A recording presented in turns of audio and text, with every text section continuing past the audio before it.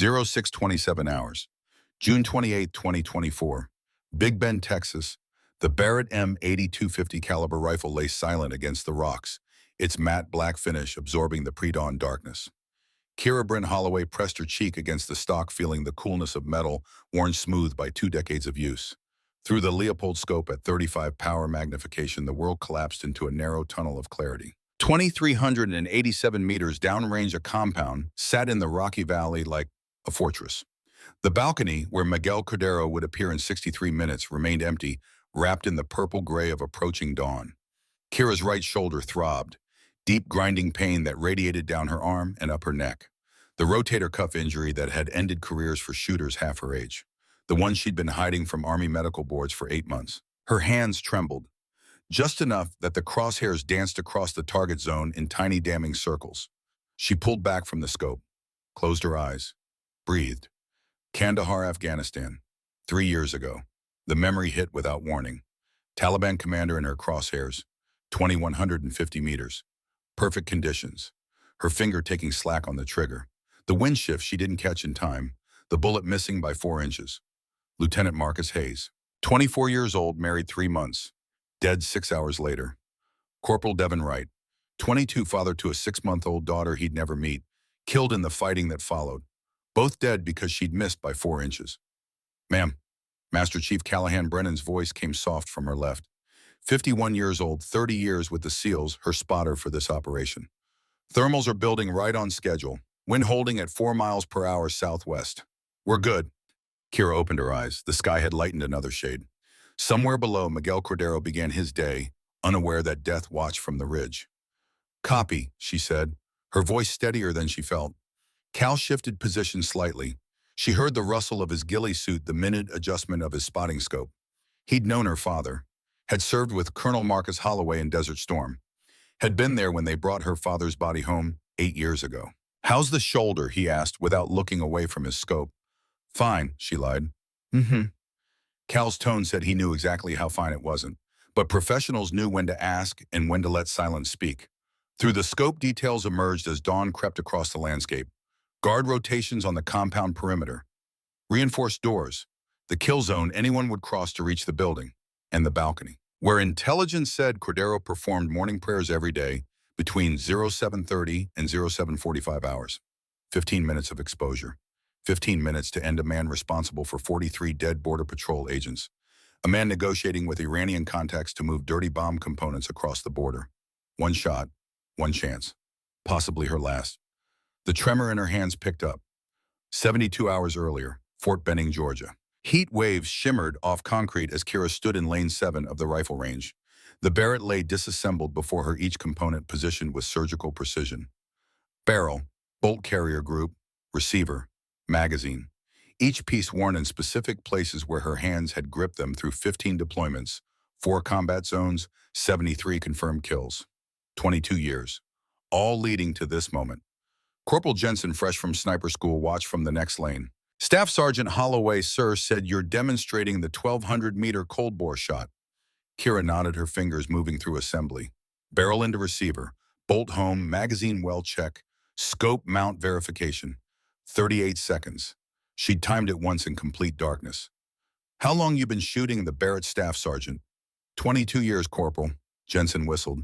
Must be nice being that good. Kira paused, looked at Jensen. 23 years old, all confidence and no scars yet. It's not about being good, Corporal.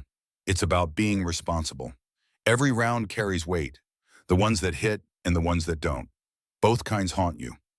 She lifted the Barrett, settled into position. Familiar weight pressed her shoulder. Pain started immediately. Dull throb that would build to screaming agony after a dozen rounds. 1,200 meters downrange, a steel silhouette waited. Kira's breathing slowed. In 4 counts, hold 4 counts, out 6 counts, heart rate dropping, 70 beats per minute, 60, 55. The world narrowed to scope picture. Reticle. Target, space between intention and impact. Finger pressure, 3 pounds, 4, 4.5. The Barrett roared. Recoil drove into her shoulder like a mule kick. Pain was immediate, electric spreading from the joint like wildfire. Kira didn't move, stayed in scope, watched vapor trail, counted seconds. The steel target rang. Center mass perfect. She safed the weapon, sat up. Her right arm hung limp before she forced it to move appear normal. Jensen grinned. Hell of a shot, Staff Sergeant. Thank you, Corporal. 20 minutes later, she was in the physical therapy office. Not the main clinic where Army doctors would make notes in her permanent file. Dr. Sarah Kimball was 54 civilian contractor, former Army. She knew what it meant when soldiers hid injuries. Let me see it. Kira stripped to her tank top. The shoulder joint was swelling angry red against pale skin. Dr. Kimball's fingers probed gently. Kira hissed at certain pressure points. You shot today. Demonstration for junior snipers. How many rounds? 1. And it's this bad from 1 round. Dr. Kimball stepped back. Kira, the rotator cuff is degenerating faster than we can treat. Every time you fire that rifle, you're doing cumulative damage. I can't keep patching you up if you... I know. Kira interrupted. I know. Silence filled the office. Outside, a drill sergeant put recruits through push-ups. Dr. Kimball moved to her desk, pulled out a folder. These are your retirement papers. Medical discharge. I've held them 3 weeks waiting for you to be ready. But Kira, you're 47 years old. You've given this Army 22 years. Walk away with your health somewhat intact. If you keep shooting that 50 cal in 6 months, you won't lift your right arm above shoulder height. In a year, you might need full joint replacement. Kira stared at the papers. Retirement. Medical discharge. Honorable service concluded. The end. I need 90 days, she heard herself say. Kira, 90 days. Standard out processing. Then I'll sign whatever you need. Dr. Kimball studied her, former Army. She understood things civilians didn't. Understood soldiers needed to choose their own ending, even if it cost them. 90 days. But if you fire that rifle again, you're risking permanent damage. Understand, Oda? Yes, ma'am. That evening, Kira sat at her kitchen table. The Barrett's hard case rested against the wall. Her father's rifle. The one he'd carried in Desert Storm. The one he'd given her the day she graduated sniper school. Take care of her, he'd said. She'll take care of you. 8 years since his funeral. 8 years since Marine Honor Guard folded the flag. 8 years since she'd promised at his graveside to make him proud. Her phone rang, unknown number, Washington, D.C. area code. Staff Sergeant Holloway. Holloway, Colonel Reynolds, JSOC Operations. Do you have a secure line, JSOC, Joint Special Operations Command? They didn't call for small talk. Give me 5 minutes, sir. Kira retrieved the encrypted satellite phone from her closet. Called back. Holloway, Reynolds said without preamble. We have a situation. Are you familiar with Miguel Cordero, the name registered? Cartel boss, Southwest region, responsible for fentanyl trafficking and killing Border Patrol agents. Yes, sir. Good. 3 days ago, SIGINT intercepted communications between Cordero and Iranian contacts. They're negotiating radiological materials. Dirty bomb components. Our analysts assess high probability he'll succeed unless we intervene. Kira's grip tightened. Sir, what does this have to do with me? There are SEAL Teams Delta, who've already tried. Cordero's hiding in Big Bend. The only viable approach is from a ridge 2,387 meters out. 3 SEAL snipers assessed it beyond their capability. Angle too steep, wind patterns, unpredictable target exposure, less than 15 minutes daily. 2,387 meters. Kira's mouth went dry. Sir, I'm on track for medical retirement. My shoulder. I know about your shoulder. I know you've got maybe a handful of shots left before that joint fails completely. Reynolds paused. I also know you're the only active duty sniper with confirmed kills past 2,300 meters. Your first round hit probability at extreme range is 87%. Next closest is 62%. She wanted to say no, hang up, sign retirement papers, walk away. But Reynolds wasn't finished. If Cordero moves those radiological materials across the border, analysts estimate an attack killing upwards of 2,000 American civilians, maybe more if detonated in a major city. We have 48 hours before he relocates. I need an answer, Staff Sergeant. Will you take the shot? Kira closed her eyes, saw Marcus Hayes smiling in a photo, saw Devin Wright's baby daughter, now 3, who'd never know her father, saw 2,000 faces she didn't know but might save. I need to know something, sir. If I can't make the shot, what's the backup? There isn't one. You're it, Holloway. This is the play. No backup. No second chance. Everything riding on her ability to put a 50 caliber round through a man's chest from nearly a mile and a half with a shoulder that could fail any moment. Worst tactical situation possible. Also exactly what she'd trained for. I'll need a good spotter. Someone who knows extreme range. Already arranged. Master Chief Callahan Brennan. He worked with your father. Cal, Of course it would be Cal. When do I leave? Transport lifts off Hunter Army Airfield at 0400 tomorrow. You'll brief in full at El Paso. Classified at the highest level. Tell no one. Understood, sir. The line went dead. Kira sat in darkness. The Barrett case seemed to grow larger, pulling at her, demanding attention. She unlocked it. Looked at the rifle that had been her constant companion 22 years. One more time, she whispered to the weapon, to her father's ghost, to herself. Her phone buzzed. Text from her husband, Michael. Civilian insurance work, never quite understood the military, but tried. Coming home tonight, Kira stared at the message. Thought about calling, explaining. But what would she say? That she was leaving for a mission that would destroy what remained of her shooting career. That she was choosing duty over healing. She texted back. Delayed on base. Love you, not a lie, just not the whole truth. Kira began packing with practiced efficiency. Uniforms, hygiene kit, medical supplies.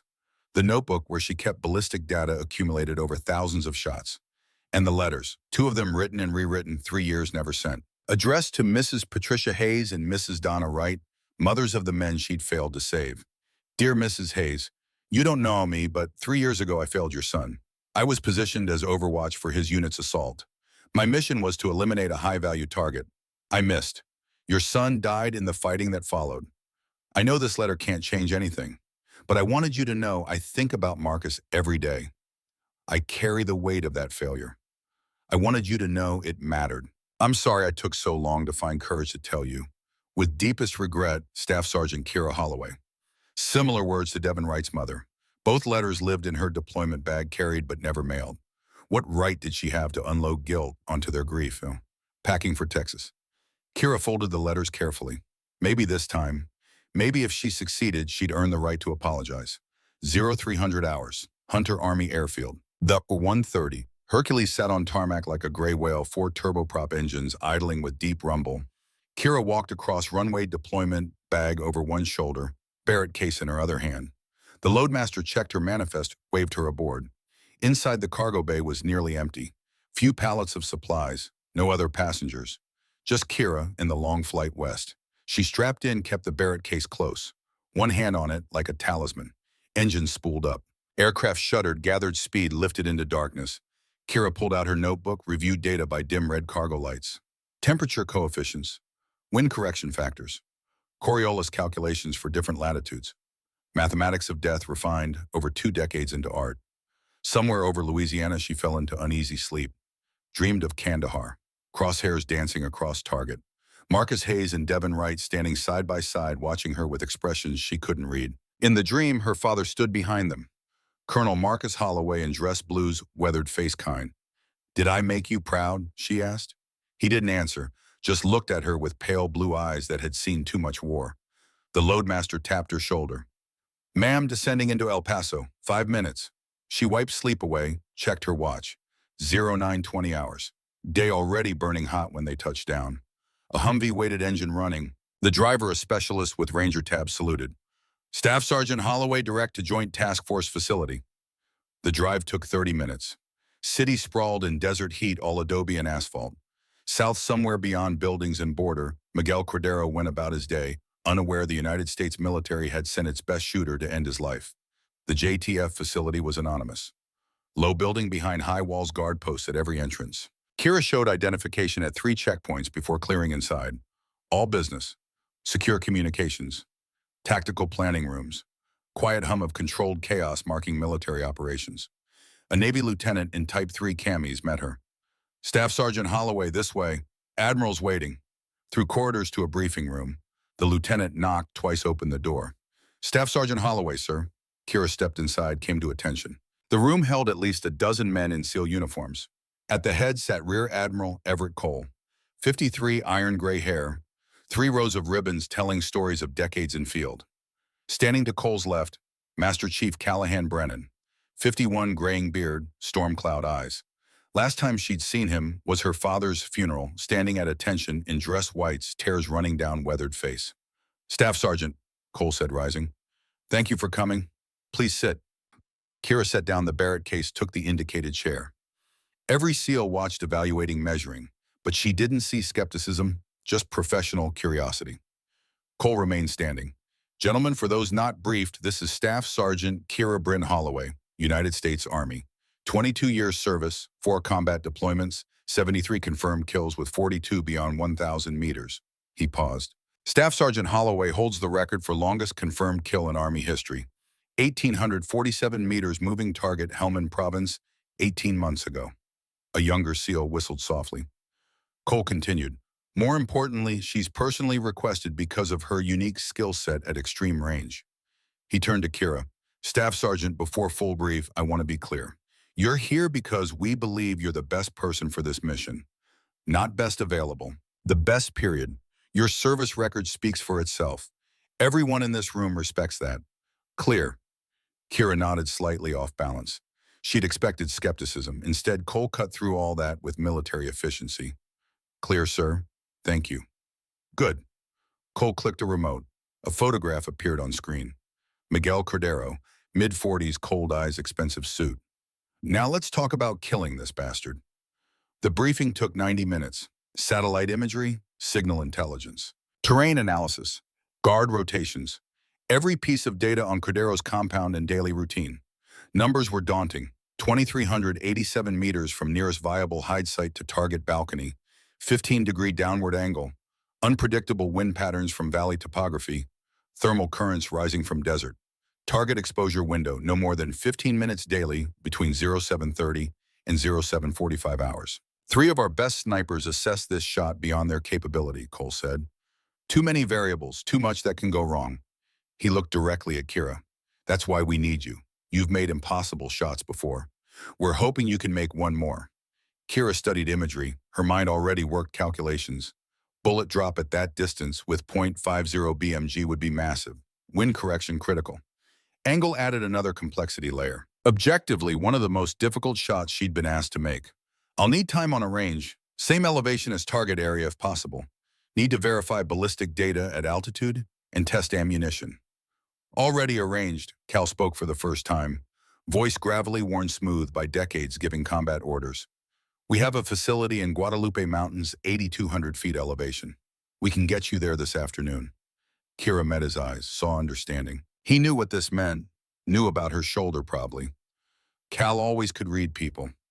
Thank you, Chief. Lieutenant Commander Quentin Drake leaned forward. Mid-30s, thick beard, intelligent eyes. Name tape read Drake. Staff Sergeant, I'm leading the assault element. We'll position 3 clicks from compound waiting for your shot. When Cordero goes down, we fast rope and secure site extract intelligence. He paused. We'll trust our lives to your ability. I need to know, have you engaged targets at this distance? Fair question, asked respectfully. My longest confirmed kill is 1,847 meters, as Admiral said. I've trained out to 2,500 meters multiple times. At 2387, with proper preparation and favorable conditions, I assessed the shot as difficult but achievable. Drake nodded. That's all I needed, ma'am. One more thing, Cole said. He slid a folder to Kira. Latest SIGINT. Arrived this morning. Kira opened it, read the transcript.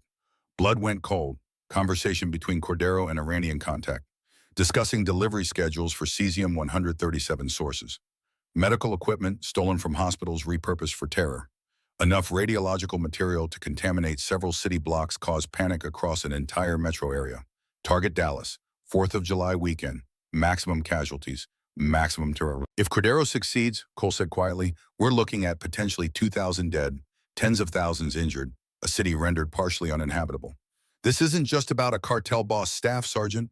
This is preventing catastrophic attack on American soil. 2,000 people. Kira thought about Marcus Hayes and Devin Wright, families she'd failed. 2,000 more families who might lose loved ones if she failed again. Her shoulder throbbed. Pain constant, now a reminder of her body's limitations.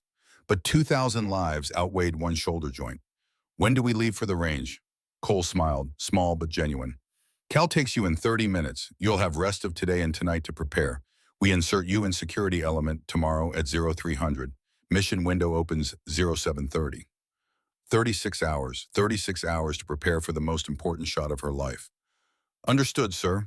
The briefing broke up. SEALs clustered around maps discussing assault plans. Kira stood, picked up the Barrett case, found Cal waiting by the door. Walk with me, he said, outside into brutal afternoon heat.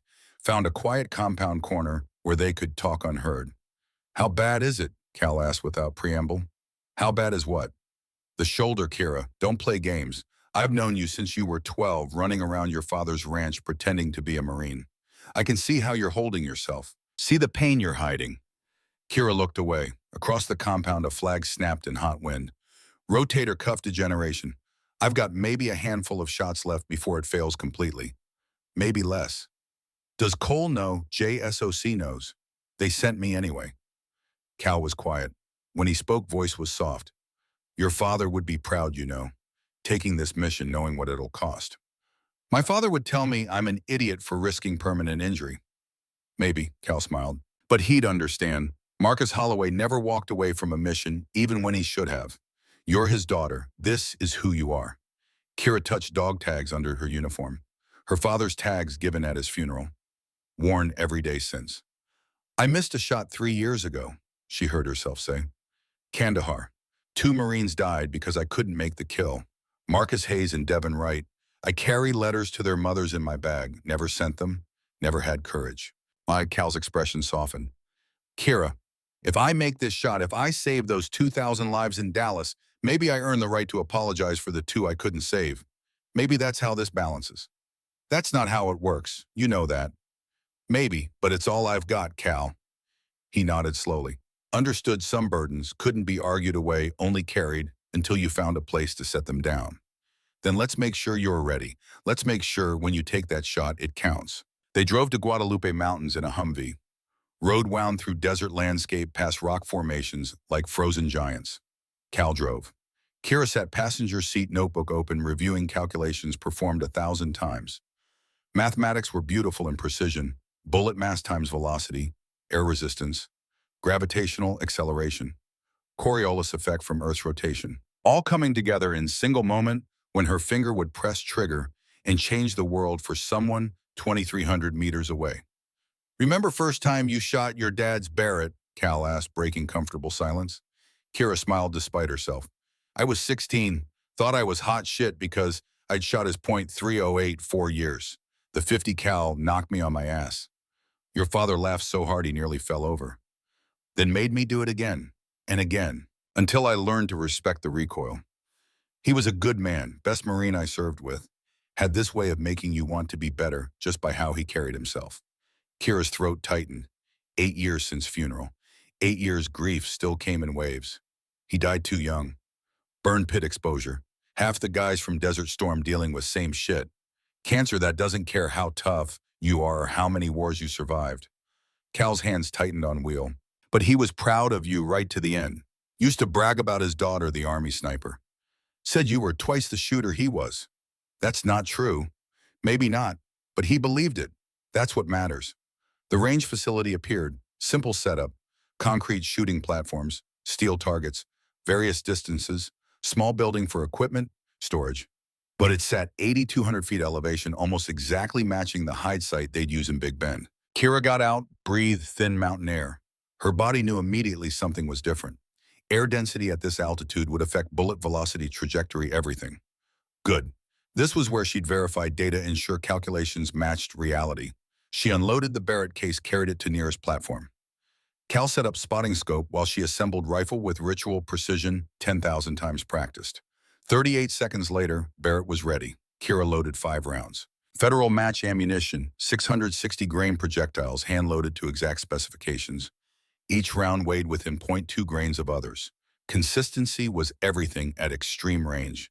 She settled into position. Concrete warm under her body. Barrett's familiar weight pressed her shoulder. Pain began immediately. Kira breathed through it. Focused. 2,000 meters downrange, a steel silhouette waited. Wind, she asked Cal. 4 miles per hour left to right.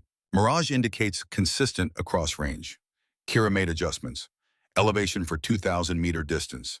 Windage for 4 mile per hour crosswind. Altitude correction for thin air. Crosshairs settled on target.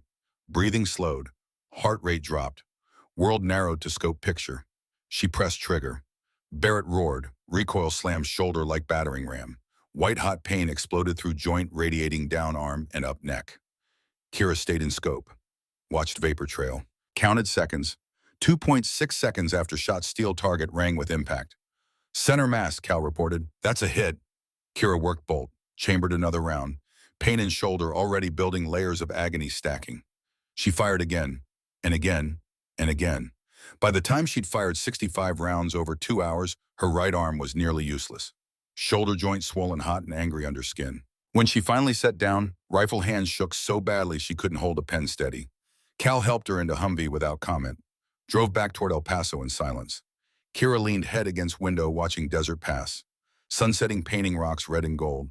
Tomorrow morning she'd take the shot that would either save 2,000 lives or add 2 more names to the list of people she'd failed. Her shoulder throbbed with every heartbeat, but data in notebook was solid. Rifle was zeroed, calculations verified.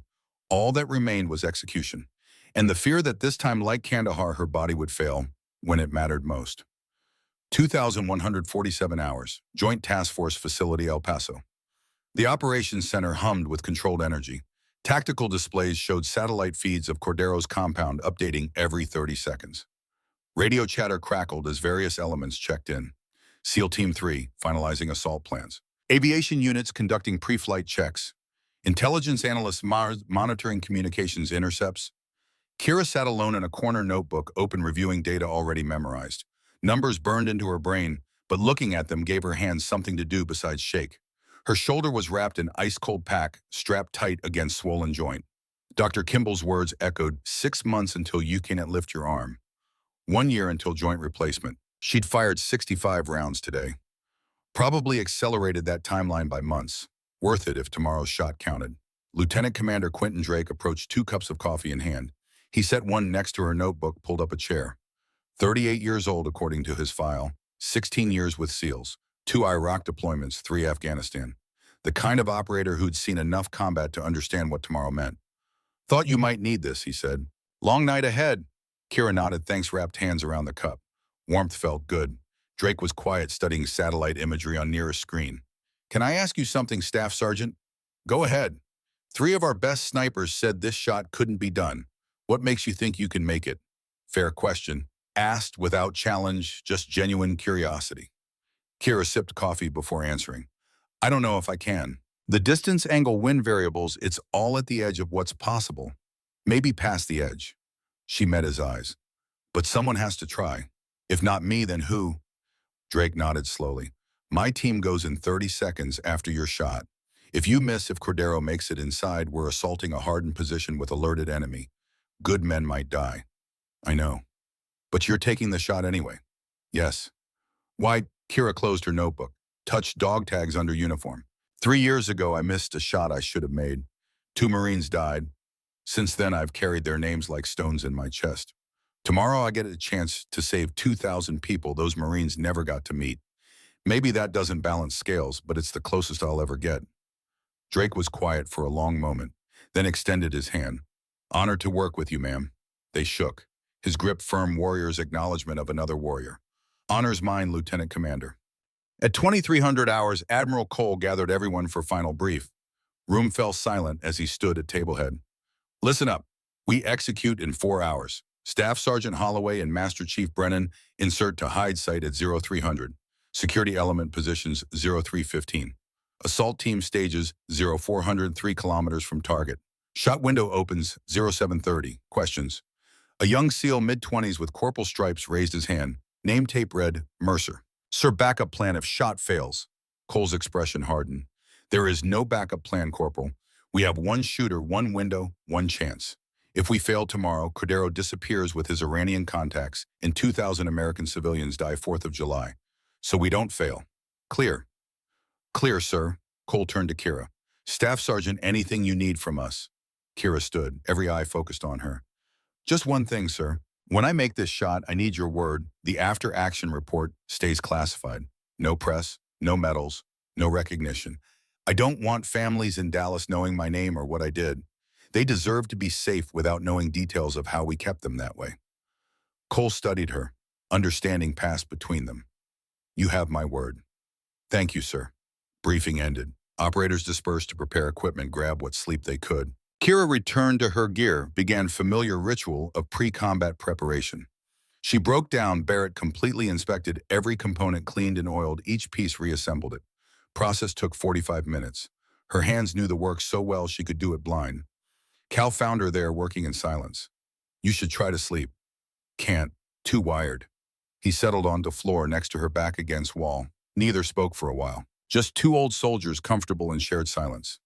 Your father used to do same thing before missions, Cal said eventually. Couldn't sleep. Would clean weapons 3, 4 times. Drive everyone crazy with obsessing. Kira smiled despite tension. What did you do? Told him stories. Anything to get his mind somewhere else. Cal shifted position. You want to hear one? Sure.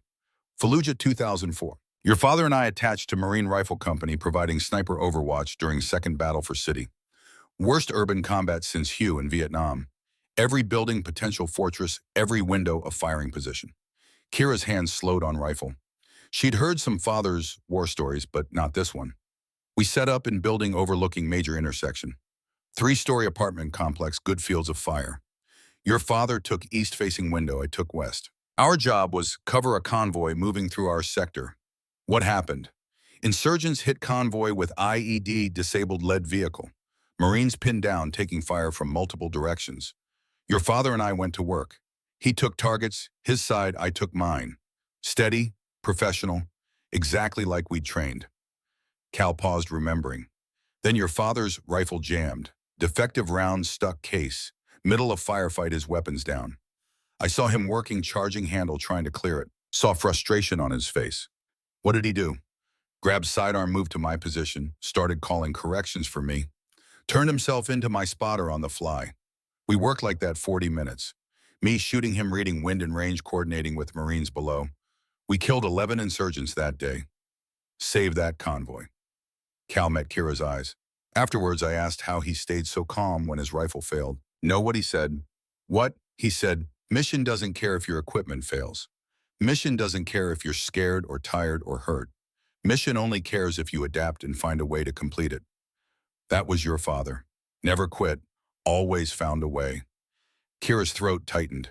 She could hear her father's voice in those words, see his weathered face. I miss him. I know, but Kira, he's still with you, in how you approach your craft, in how you accept impossible missions because someone has to, in how you carry a responsibility without complaint. Cal's voice softened. Tomorrow when you're behind that Barrett, he'll be there too. I guarantee it.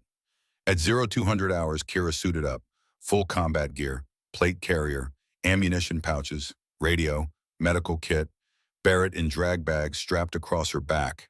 Weight pressed down on bad shoulder immediately. 30 pounds rifle plus 60 pounds gear. 90 pounds total on joint, held together by damaged tendons and scar tissue. She adjusted straps trying to distribute load. Every movement sent pain shooting through shoulder. Cal appeared. Let me help. I can manage. Kira, his voice carried weight of 3 decades combat experience. Pride doesn't complete missions. Teamwork does. Let me help you. She hesitated, then nodded. Cal adjusted straps, redistributing weight to her left shoulder and hips. Relief was immediate, though shame of needing help burned. Better? Yeah, thanks. That's what spotters are for, not just calling wind. They moved to staging area where 4 MRAPs idled, engines rumbling in pre-dawn darkness. Drake's security element, 8 SEALs checked weapons and comms with practiced efficiency. Corporal Wade Mercer approached Kira, young face serious under helmet. Staff Sergeant, can I ask something before we roll? Go ahead, Corporal. Do you ever get scared before a mission like this? Kira considered the question. Thought about lying, giving warrior answer. But she remembered being his age looking for truth from experienced operators. Every time, fear means you understand stakes, means you respect what you're about to do. Anyone who tells you they're not scared before a mission like this is either lying or doesn't grasp reality. How do you function through it? I use it as fuel. Fear sharpens my focus, makes me double-check calculations, forces me to respect every variable. Trick isn't eliminating fear. It's making it work for you instead of against you. Wade nodded, absorbing. Thank you, ma'am. You're going to do fine tomorrow, Corporal. Trust your training, trust your teammates, rest follows. At 02:15 hours, convoy rolled out. 4 MRAPs moving through darkness, running without lights, using night vision and GPS to navigate rough terrain. Kira sat in second vehicle, squeezed between Cal and Barrett case. Armored truck bucked and swayed over uneven ground, each jolt sending fresh pain through shoulder. She focused on breathing. In through nose 4 counts, out through mouth 6 counts. Meditation technique from sniper school, back when she was 25 and invincible. 22 years ago, a lifetime. Drive took 90 minutes winding through desert valleys and rocky hills. They crossed into Big Bend just before 0400 entering no man's land, where cartel and government forces played eternal cat and mouse. Drake's voice crackled through radio. All elements, 10 minutes from drop point. Final comms check. Each vehicle responded in turn. All systems green. Kira checked gear one more time. Rifle, ammunition, rangefinder, ballistic computer, water. Everything she'd need for next 5 hours in hindsight. MRAP slowed, then stopped. Rear ramp dropped, revealing darkness and stars. "This is your stop," driver said. "Good hunting, Staff Sergeant." Kira and Cal exited into cool night air. MRAPs pulled away immediately, disappearing into darkness to minimize noise and exposure. Silence descended, just wind and distant coyote call. "Ridge is 300 meters northeast," Cal whispered, checking GPS. "We low-crawl last 100 to avoid skylining." They moved through darkness like ghosts, slow, deliberate. Every step placed carefully to avoid noise. Barrett case on Kira's back felt like it weighed 1,000 pounds. Her shoulder screamed with each movement. 90 minutes later, they reached Ridgecrest. Kira went to belly, low-crawled, final 100 meters to position Cal identified during reconnaissance. Small depression in rocks, natural concealment, perfect line of sight across valley to Cordero's compound. Kira settled into position, began setting up Barrett while Cal established spotting scope. Eastern sky just beginning to lighten. Dawn perhaps 40 minutes away. "Range to target balcony," Kira whispered. Cal activated laser rangefinder painted compound. 2,387 meters. Confirmed. Kira's hands moved automatically, setting up bipod, adjusting scope, preparing rifle for shot that would come in 3 hours. As full dawn broke, Kira got first clear look at target. Compound sat in natural bowl, protected by ridges on 3 sides. Adobe walls reinforced with concrete. Guard towers at corners. Armed men patrolling perimeter. And the balcony. Second floor eastern exposure overlooking valley. Right where intelligence said. Through scope at maximum magnification, she could see details. Wrought iron railing, tile floor, shadows cast by building. Kira's breathing stopped. Layout was identical to Kandahar. Same balcony configuration, same dimensions, same site picture. Kandahar, Afghanistan, 3 years earlier. Memory hit like physical blow, dragging her back through time. Different continent, different mission. Same hide site setup, same Barrett M82, same responsibility. Taliban commander in crosshairs. Mohammed Zarif, responsible for 17 IED attacks. High-value target, 2,150 meters from her position to his compound. Perfect conditions, clear sky, steady wind, everything aligned. Lieutenant Marcus Hayes' voice on radio overwatch. "This is Assault Team Alpha. In position, waiting for your shot." Corporal Devin Wright's voice. "Kids depending on you, Ghost. Make it count." Kira's finger on trigger. Crosshairs settled on Zarif's chest as he stood on balcony talking on satellite phone. Breathing slowed, heart rate dropped, world narrowed to scope picture. She began taking up trigger pressure. Then wind shifted, just 2 miles per hour, changed so subtle mirage barely flickered. But at 2,100 meters, 2 miles per hour meant 6 inches drift. Kira saw it happening, felt shift in her gut, knew she should reset, recalculate. But Marcus and Devin were waiting. Assault team exposed. Timing critical.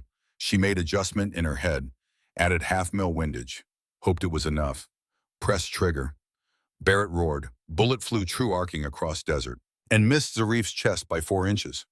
Round struck wall behind him, spraying concrete fragments. He dove for cover, already screaming orders.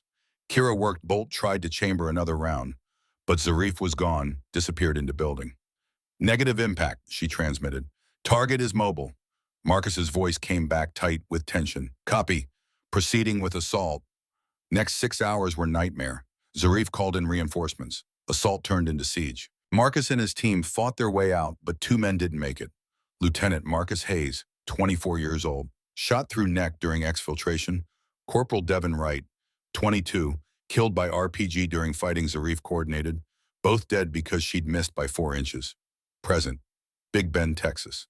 "Kira." Cal's voice urgent but quiet. "Talk to me. You're hyperventilating." She pulled away from scope, gasping, heart racing, palms slick with sweat. PTSD. Flashback had her in its grip, pulling her back to that day, that failure. "Same layout," she managed. "The balcony, it's same as Kandahar." Cal moved closer, hand on her shoulder. Grounding, present. "Look at me. Not scope.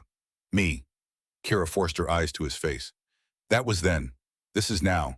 Different continent, different mission, different you. You're not that shooter anymore.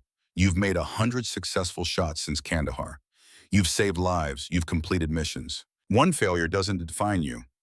2 men died because I missed. 2 men died in combat. War killed them, Kira, not you. You did your best with information you had. That's all any of us can do. She wanted to believe him, wanted to let go of guilt haunting her 3 years, but faces of Marcus and Devon wouldn't fade. What if I miss again? Then you miss, but Kira, listen, you won't. No, why was? Why?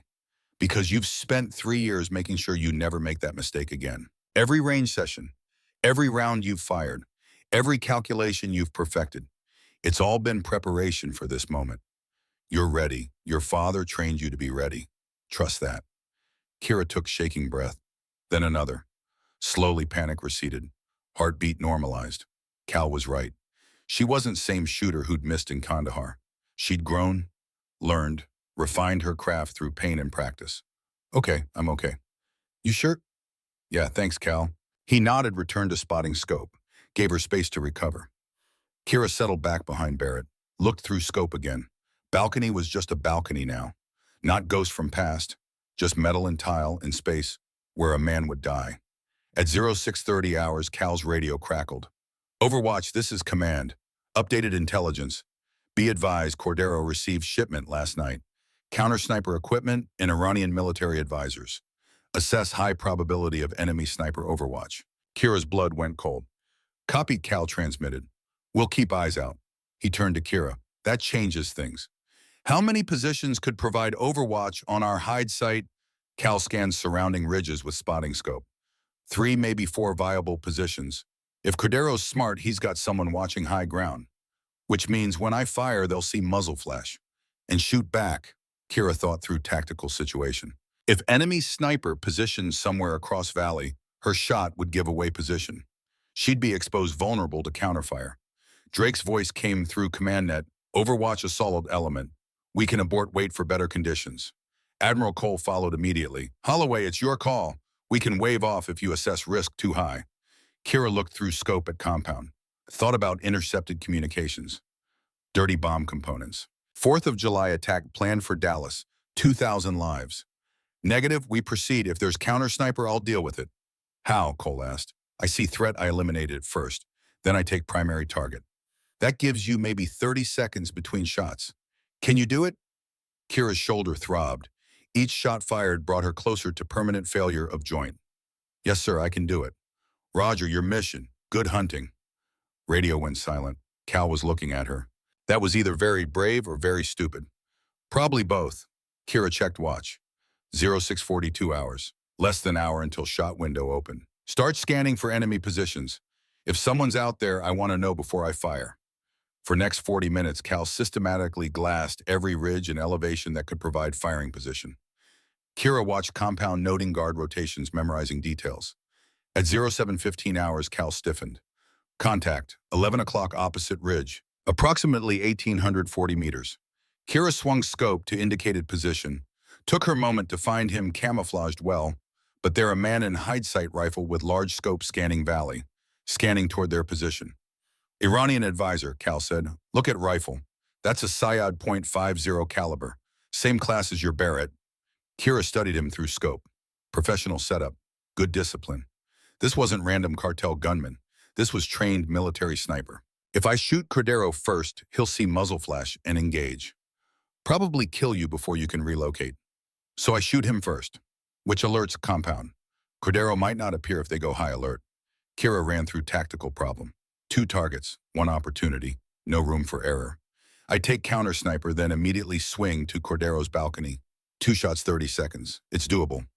Kira, you told doctor you had maybe handful of shots left. You're going to burn 2 in 30 seconds. You have better option. Cal was quiet. They both knew there wasn't one. Okay, we do it your way, but if your shoulder fails, it won't. Kira's hands were steady now. Fear transformed into focus. This was what she trained for. This was why she'd spent 3 years refining her craft. She reached into her medical kit, pulled out single syringe. Cortisone injection. Last one Dr. Kimball had given her. What's that? Cal asked. Pain management.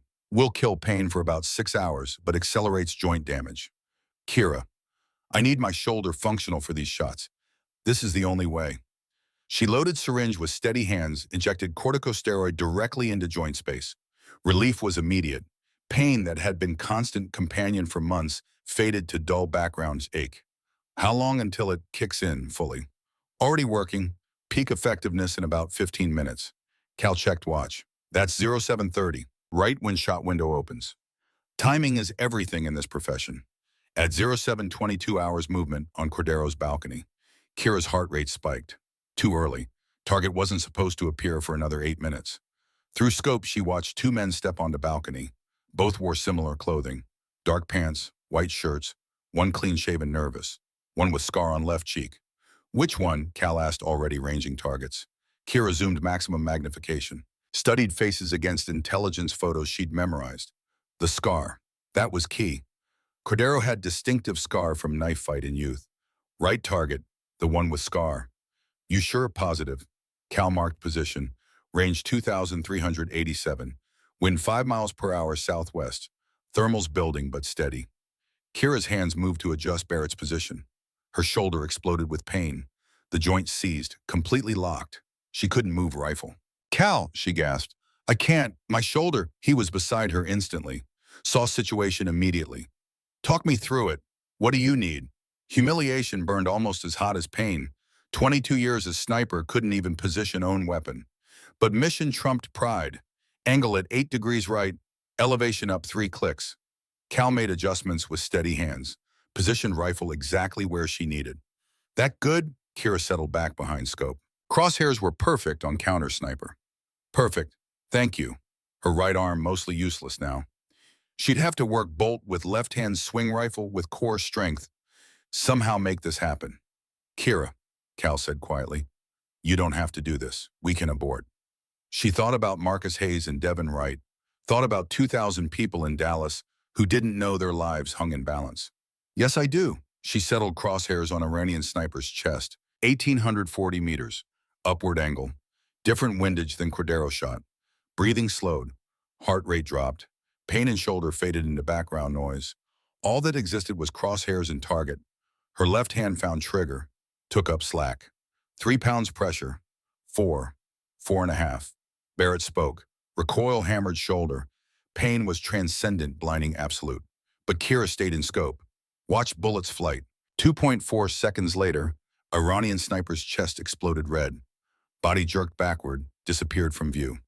Hit, Cal confirmed. Target down. Kira's left hand was already moving. Worked bolt awkwardly, fighting through pain. Ejected spent case. Chambered fresh round. Swung rifle toward Cordero's balcony. Shoulder screamed. Something tore inside joint. She felt it give way, tendons separating from bone. But crosshairs found Cordero. He was still there, frozen, trying to understand why his security sniper just been shot. 2,387 meters, 5 miles per hour southwest wind, thermal currents rising. Kira made adjustments, added corrections for wind and distance. Vision was graying at edges from pain. Right arm hung useless, but left hand was steady on trigger. Wind, she managed to ask. 6 miles per hour now, Cal reported. Still southwest, thermals consistent. Kira added another half mil to windage. Trusted math, trusted training, trusted 22 years experience. Crosshairs settled on Miguel Cordero's chest. She thought of Marcus Hayes, Devin Wright, 2,000 lives in Dallas. Thought of her father teaching her to shoot when she was 12. One shot, one life. Make it count, sweetheart. Kira pressed trigger. Barrett roared for last time. The bullet left Barrett's muzzle at 2,750 feet per second. In first microsecond of flight, copper jacket and lead core spun at 280,000 revolutions per minute, stabilized by rifling that had cut spiral grooves into soft metal. Kira stayed in scope, watching through haze of pain that threatened to pull her under. Right shoulder was destroyed, she knew with absolute certainty. Felt tendons separated from bone joint capsule torn, everything that held articulation together now shredded by repeated recoil trauma. But bullet was flying. That was all that mattered. Through Leopold's scope at 35 power magnification, she tracked vapor trail. Atmospheric disturbance left in projectile's wake, visible only to those who knew how to see. 1 second elapsed. Bullet had traveled 2,700 feet, climbing on arc toward trajectory apex. Wind pushed it right, 3 feet drift already accumulated. Gravity pulled down, fighting initial velocity. 2 seconds. Bullet reached peak 38 feet above Kira's line of sight. It had traveled 5,400 feet now, more than mile. Velocity decreasing as air resistance ate momentum. Miguel Cordero stood on balcony, frozen. Survival instincts, screaming warnings that his conscious mind couldn't process fast enough. Sound of shot wouldn't reach him for another second. He had no idea death was already in flight. 3 seconds. Bullet descended, now gravity accelerating downward arc. 6,800 feet traveled. Coriolis effect, Earth's rotation beneath Bullet's flight path, had pushed it 3.2 inches right. Kira had accounted for this in calculations. Thermal currents rising from valley floor created additional turbulence, buffeting projectile. But Bullet was heavy, 660 grains of precisely manufactured metal. It pushed through disturbances, staying true to ballistic trajectory. 3.2 seconds after leaving, muzzle bullet struck Miguel Cordero in center of his chest. 50 caliber round carried 11,000 foot-pounds of energy at impact. It punched through sternum and ribs like paper. Destroyed his heart instantly. Exited through back and spray of red mist and bone fragments. Cordero's body lifted off ground, hurled backward by massive kinetic transfer. He was dead before nervous system could register pain. Through scope, Kira saw it all. Impact. Spray of blood. Body falling out of view. Hit, she whispered, voice barely audible. Confirmed kill. Cal's response came as if from very far away. Target down, center mass, perfect shot. Compound below erupted in chaos. Guards ran in every direction, weapons raised, searching for threat they couldn't locate. Body double on balcony, screamed diving for cover. Someone fired weapon blindly into air. Kira tried to work bolt for follow-up shot. Right arm wouldn't respond. Hung limp and useless at side. She reached across with left hand, grabbed bolt handle, tried to pull back. Movement shifted weight onto destroyed shoulder. White-hot agony exploded through entire right side. Vision went black at edges. She heard sound, realized distantly it was her own scream. Cal's hands caught her before she collapsed completely. Easy, easy, I've got you. Follow up, Kira gasped. Need to. Shot's done, Kira. You did it. Now let me get you stable. Drake's voice crackled through radio, professional excitement barely controlled. Overwatch assault element. We observed impact. Moving to execute breach in 30 seconds. Outstanding shooting. Admiral Cole's voice followed. All elements proceed as planned. Overwatch, what's your status? Cal keyed, radio, eyes never leaving Kira's face. Command Overwatch. Primary mission complete. Shooter injured but stable. We'll hold position and provide Overwatch for assault. Copy Overwatch. Stand by. Cal eased Kira onto her back, cradling her head. Her face was gray slick with sweat. Pain was beyond anything she'd experienced. Worse than any injury in 4 combat deployments. Shoulder to Cal asked, though he already knew. Destroyed. Complete rotator cuff rupture. Maybe worse. Each word cost her. Can't move arm. Cal pulled out medical kit, found morphine syringe. This will help with pain. No. Kira's left hand caught his wrist. Need to stay alert. Need to provide Overwatch. Kira, you can barely stay conscious. 2,000 lives, Cal. We don't know what's in that compound. If Drake's team runs into trouble, they need me covering them. Cal hesitated, saw steel in her eyes, absolute refusal to quit, even with body falling apart. Goddamn stubborn Holloways, he muttered. But he put away morphine. Instead helped her roll onto left side position Barrett, where she could see through scope with good eye. I'll spot. You tell me if you see any threats. Kira nodded, couldn't trust voice. Through scope, she watched compound. 3 kilometers away, she knew Drake's SEAL team was fast roping from helicopters onto compound roof, breaching doors, moving through structure with practiced violence.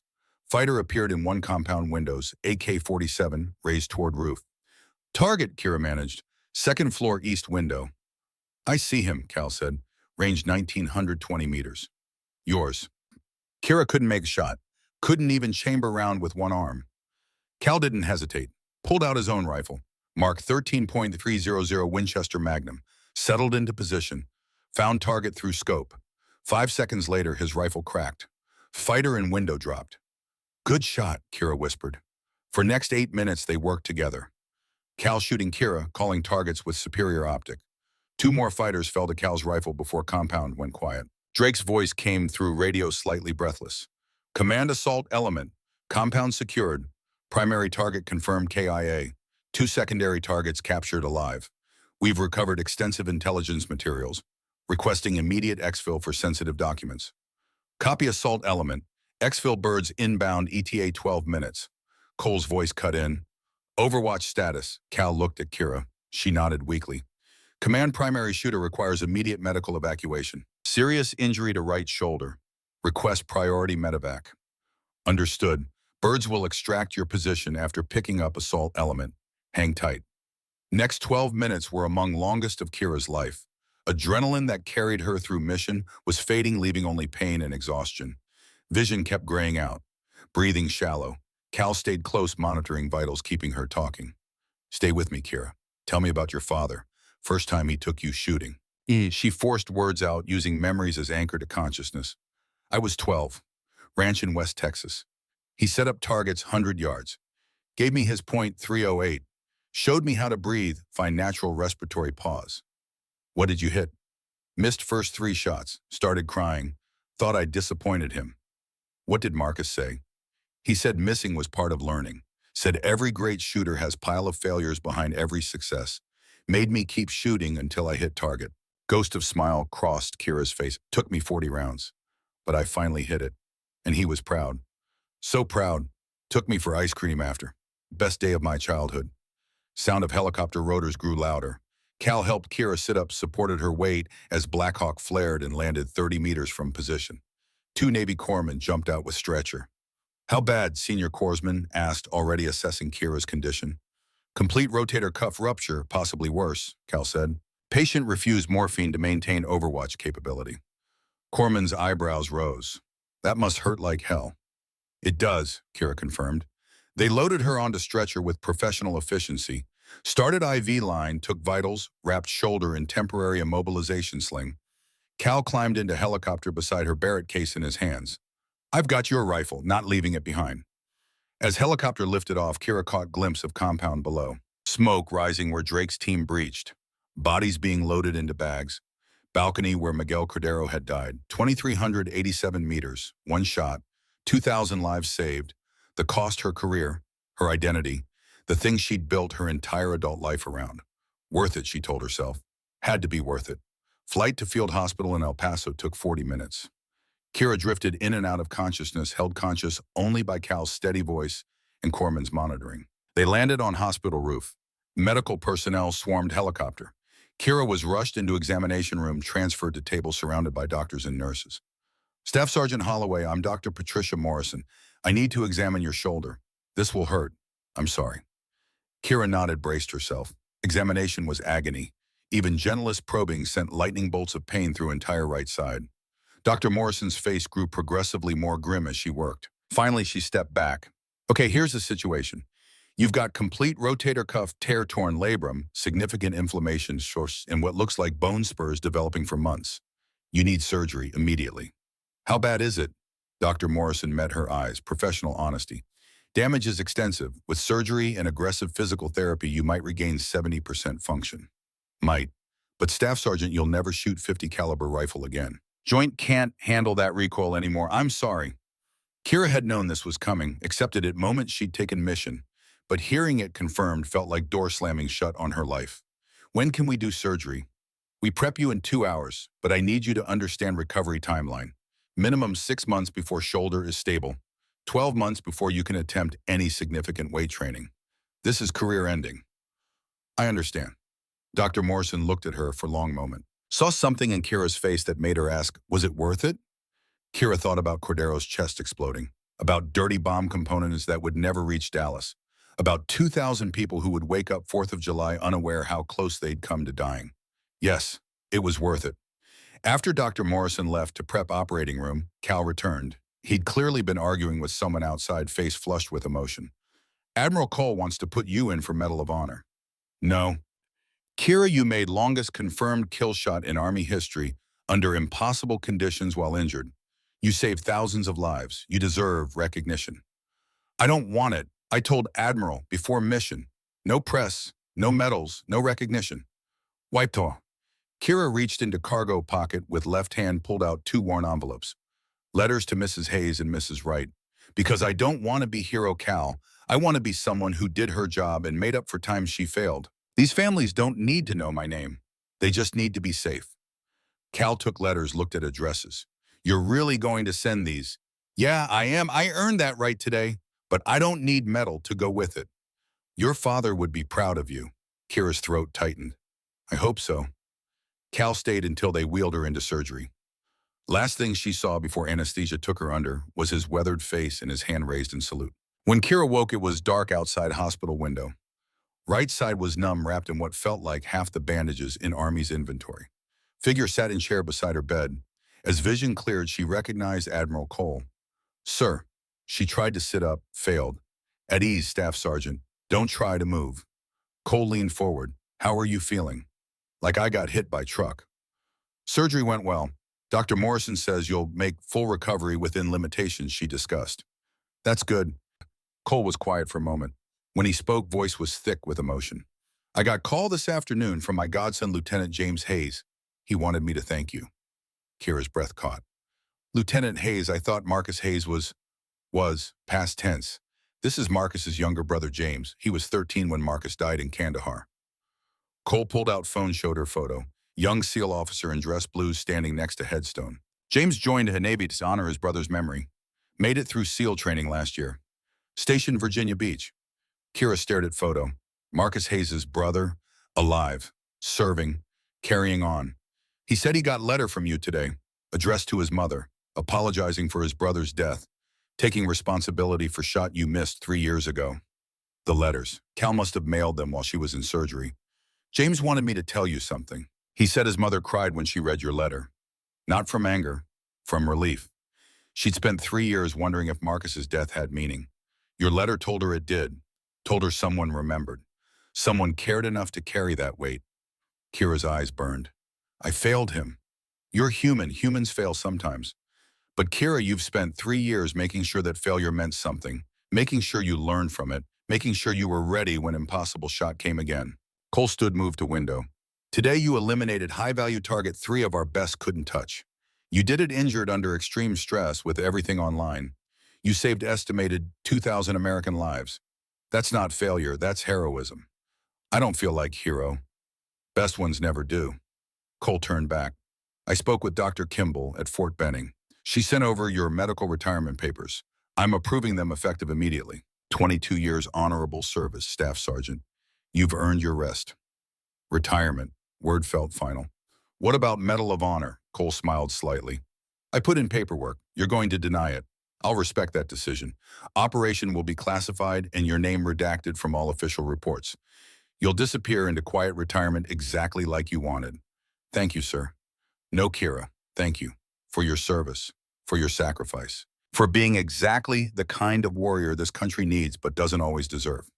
Cole left shortly after. Kira lay in darkness processing everything. Career was over. Shoulder would never fully heal. Things she'd built identity around for 22 years was gone. But 2,000 people in Dallas would live. Marcus Hayes' mother had found peace. Devin Wright's daughter would grow up in a safer world. Scales didn't balance, never would. But maybe they were close enough. Over next 3 days, Kira had visitors. Drake brought entire assault team to thank her. Wade Mercer, young SEAL who'd asked about fear, stood at attention and saluted. Ma'am, I wanted you to know, watching you take that shot, knowing you were injured, knowing what it cost you. That's what I'll remember when I'm scared on my next mission. If you could do that, I can handle whatever comes. Cal visited every day, brought books, talked about her father, made sure she ate when hospital food seemed unappetizing. On third day, unexpected visitor arrived. Older woman, mid-60s, walked into Kira's room with aid of cane. Face was lined with grief that had settled into bones, but eyes were kind. Staff Sergeant Holloway, I'm Patricia Hayes, Marcus's mother. Kira tried to sit up, fumbled with bed controls. Please don't. I know you're recovering. Mrs. Hayes pulled up chair, sat slowly. I got your letter. Mrs. Hayes, I'm so sorry. I should have written years ago. I should have... Stop.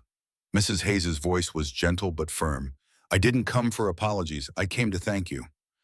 Thank me for carrying my son's memory, for letting his death mean something, for spending 3 years making sure you'd never miss that shot again. Mrs. Hayes reached out, took Kira's left hand in both of hers. Marcus wouldn't want you torturing yourself. He understood risks. He chose to serve knowing some missions go wrong. But you honored him by learning from it, by becoming better, by saving all those lives in Dallas. Tears streamed down Kira's face. He deserved better than I gave him. He got exactly what every soldier hopes for. Someone who cared. Someone who remembered. Someone who made his sacrifice count for something. Mrs. Hayes smiled through own tears. My younger son James is SEAL now. Did Admiral Cole tell you? Yes, ma'am. James says he's alive today because of lessons SEALs learned from what happened in Kandahar. New procedures, better coordination between snipers and assaults teams. Marcus's death led to changes that have saved lives. That's his legacy, and you're part of it. They sat together for a long time, two women connected by grief and redemption. When Mrs. Hayes finally left, she pressed photo into Kira's hand. It showed Marcus Hayes in dress blues, young and proud and alive. On back in Mrs. Hayes's handwriting, thank you for remembering my son. Thank you for honoring his service. You gave him meaning. Patricia Hayes. Kira placed photo on bedside table. It would stay with her for rest of her life. 6 months later. West Texas sun beat down on shooting range as Kira stood watching her husband Michael shoot her father's Barrett M82. Recovery had been brutal. 3 months before she could lift right arm above shoulder height. 5 months before she could drive. Physical therapy sessions were torture relearning basic movements. Shoulder would never perform same way again. But she'd endured, adapted, found new purpose. Michael settled behind Barrett and Kira coached him through fundamentals. Breathe. Find your natural respiratory pause. Gentle pressure on trigger. Don't anticipate shot. Rifle roared. 800 meters downrange steel target rang. Good shot, Kira said. See how much smoother when you didn't rush. Michael looked up, smiling. I had good teacher. They'd grown closer during recovery. Michael had taken leave from work, helped with physical therapy, learned to read her moods when pain was bad or loss of career hit particularly hard. Their marriage had survived what might have broken it, emerged stronger. Kira's phone buzzed. Text from Cal heard back from Army Sniper School. They approved your instructor position. Start date whenever you're ready. Congratulations. Army Sniper School, teaching next generation. She wouldn't pull triggers anymore, but she could pass on 22 years' knowledge. Make sure shooters coming after her were better prepared than she'd been. It wasn't same as doing job, but it was purpose. It was service. It mattered. That evening, Kira sat on porch of ranch house where her father taught her to shoot 35 years ago. Sun-setting painting, Texas sky in shades of red and gold. Barrett case rested against wall closed and locked. Retired like her. Right arm ached constantly now. Wood for rest of life. Permanent reminder of price she'd paid. But somewhere in Dallas, 2,000 people had celebrated 4th of July. Had watched fireworks with families. Had gone to bed safe and alive, never knowing how close they'd come to dying. Marcus Hayes' brother James was serving with SEAL Team 6, carrying on his brother's legacy. Devin Wright's daughter was 6 years old now, growing up in a world where her father's sacrifice had meant something. And Kira Bryn Holloway, 47 years old, retired Army sniper, had finally found peace with ghosts that had haunted her. Her phone rang. Unknown number, but she answered. Staff Sergeant Holloway. Young woman's voice nervous but determined. This is Kira. Ma'am, I'm Private First Class Emma Caldwell. I just got orders to Army Sniper School. My recruiter said you're going to be instructor there. I wanted to introduce myself. Kira smiled. Future calling. Ready to learn. Good to meet you, Private Caldwell. When do you report? 6 weeks, ma'am. I'm nervous. Everyone says sniper school is hardest course in Army. It is. You'll fail more times than you succeed. You'll question whether you belong. You'll want to quit. Kira paused. But if you push through, if you learn from every failure, if you respect craft and responsibility, it carries you'll become something extraordinary. Not because you're special, because you were willing to do the work. Will you teach me, ma'am? That's exactly what I'm going to do, Private Caldwell. See you in 6 weeks. Kira ended call, looked out at sunset. Tomorrow she'd start preparing lesson plans for first class at sniper school. Next week she'd visit Marcus Hayes' grave, pay respects properly. But tonight she simply sat and breathed. Felt West Texas wind on her face. Touched dog tags around her neck. I did it, Dad, she whispered to her father's ghost. One more mission. Made it count. In fading light, Kira could almost see him. Colonel Marcus Holloway standing at porch edge the way he had when she was 12. Smiling that proud smile. Raising one hand in salute. Well done, sweetheart. Well done. Sun disappeared below horizon. Stars emerged endless and bright in clear Texas sky. Kira Bryn Holloway, the ghost, had fired her last shot, had given everything in service to something greater than herself, had found redemption in sacrifice and peace in knowledge that she'd done her duty to absolute limit of her ability. No medals, no recognition, no glory, just quiet service, just honor, just satisfaction of job completed and debt repaid. That was enough. That would always be enough.